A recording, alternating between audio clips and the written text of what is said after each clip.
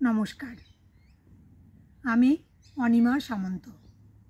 সর্বভারতীয় সঙ্গীত ও সংস্কৃতি পরিষদ আয়োজিত জেলাভিত্তিক অনলাইন সাংস্কৃতিক প্রতিযোগিতা 2025 কবিতা বিভাগ ঘয়ের প্রতিযোগিনী আমি।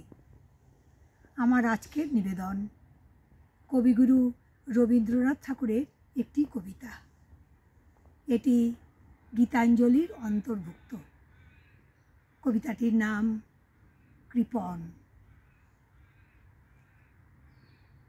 আমি ভিক্ষা করে ফিরতেছিলাম গ্রামের পথে পথে, তুমি তখন চলেছিলে তোমার স্বর্ণরথে। অপূর্ব এক স্বপ্ন সম লাগতেছিল চোখকে মম। কি বিচিত্র শোভা তোমার, কি বিচিত্র সাজ। আমি মনে ভাবতেছিলেন এ কোন মহারাজ।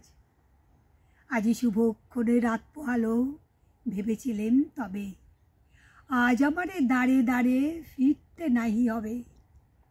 বাহির হতে নাহি হতে কাহার দেখা পেলেন পথে। চলিতে রথ ধনধান্য ছড়াবে দুই ধারে। মুঠা মুঠা কুড়িয়ে নেব ভারে ভারে।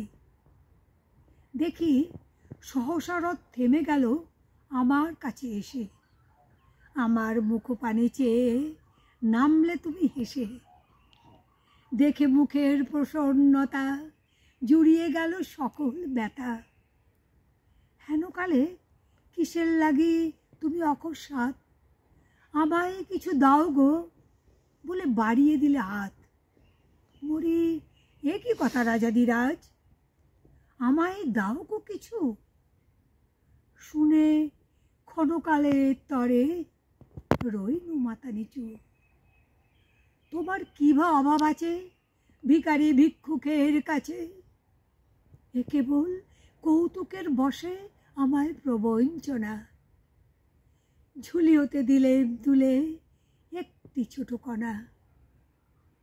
যবে পাত্রখানি ঘরে এনে উজাড় করি, এ কি ভিক্ষা মাঝে একটি ছোট সোনার কণা দেখি। দিলেম যারা আজ ভিখারি রে, স্বর্ণ হয়ে এলো ফিরে।